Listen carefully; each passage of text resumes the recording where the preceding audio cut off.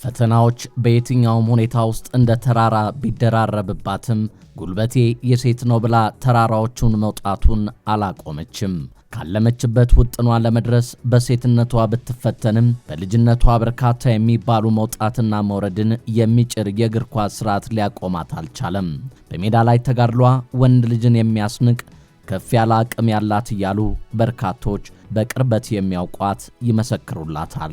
በየተሰለፈችባቸው ግቦችን ከመረብ ማገናኘት የሚቀላት በክለቧም ከክለቧም ውጪ የሚጫወቱ ተጫዋቾች ምነው እሷን ባደረገኝ እያሉ እንደሷ መሆንን የሚመኙ በርካቶች ናቸው።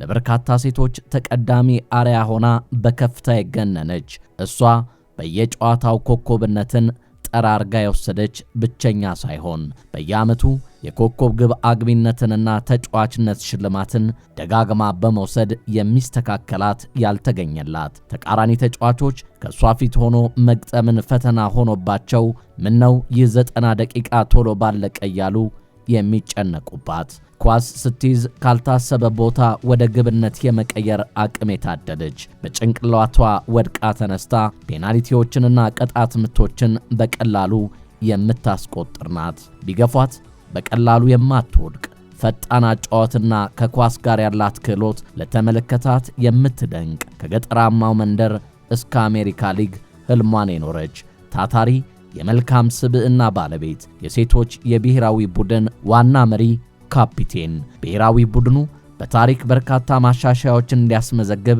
ያስቻለችው ጀግናዋ የሀገራችን ልጅ ሎዛ አበራ ከደቃቃው ፕሪሚየር ሊግ እስከ ገናናው የአሜሪካ ሊግ ጉዟን እንዳስሳለን።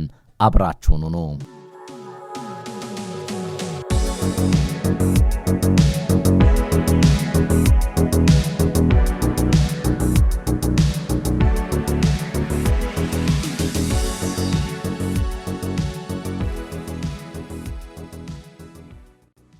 ለቤተሰቦቿ አምስተኛ ልጅ በመሆን በከምባታ ጠምባሮ ዞን ዱራሜ በምትባል ከተማ ሲሆን ትውልዷ እግር ኳስን አንድ ብላ መጫወት የጀመረችው እግር ኳስን መጫወት ለሴት ልጅ ነውር ተደርጎ በሚታመንበት ባህል ውስጥ መሆኑ እንዲህ ቀላል አልነበረም።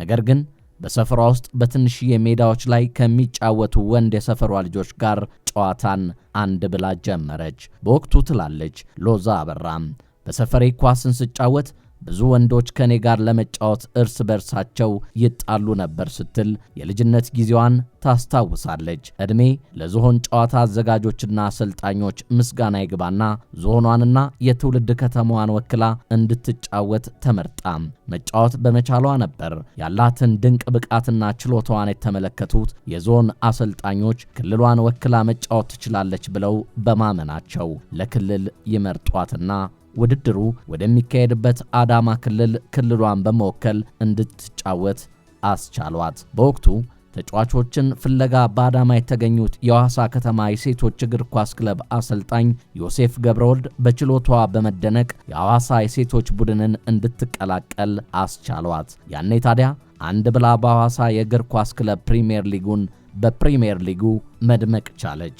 በሁለት ዓመት ቆይታዋ የሐዋሳ ከነማ የሴቶች ቡድን ኮከብ ግብ አግቢ ሆና አሳለፈች። ከዛም በድንቅ የእግር ኳስ እድገት ወደ ፕሪሚየር ሊጉ ብቅ ወዳለው የእግር ኳስ ክለብ ደደቢት ተቀላቀለች። በዛም 4 አስደናቂ ዓመታትን በማሳለፍ በተከታታይ 3 ጊዜ የዓመቱ የሴቶች ኮከብነትን እንዲሁም የሊጉን 3 ዋንጫን በማንሳት ስኬታማ ብትሆንም ደደቢት የእግር ኳስ ክለብ ባለውለታዋ አሁን በሕይወት የለም። ደደቢት በመፍረሱ በጣም እንደምታዝን የተናገረችው ሎዛ በ4ኛ ዓመት ደደቢት ቆይታዋ የፕሪሚየር ሊጉ 2 ጨዋታዎች ሲቀሩ ነበር የፕሮፌሽናል የእግር ኳስ ተጫዋችነትን በይበልጥ አንድ ደረጃ ወደሚያሳድግላት ስዊድን ለሙከራ ያመራችው። በዛም በ2 ክለቦች የሙከራ ጊዜን ካደረገች በኋላ የስዊድን ሊግ የመጫወቻ ፍቃድ ቢሰጣትም ያስፈረማት ክለብ ግን አልነበረም። ሆኖም ወደ አገሯ መመለስ የግድ ሆነ። ከዛም በአገሯ ሊግ መጫወት ጀምራ ከትንሽ ጊዜ ቆይታ ወደ ማልታ ሊግ በማምራት በማልታ ድንቅ ጊዜያትን አሳለፈች። በዛም ኮከብ ግብ አግቢነትንና ምርጥ ተጫዋችነት ሽልማትን ማሳካት ቻለች።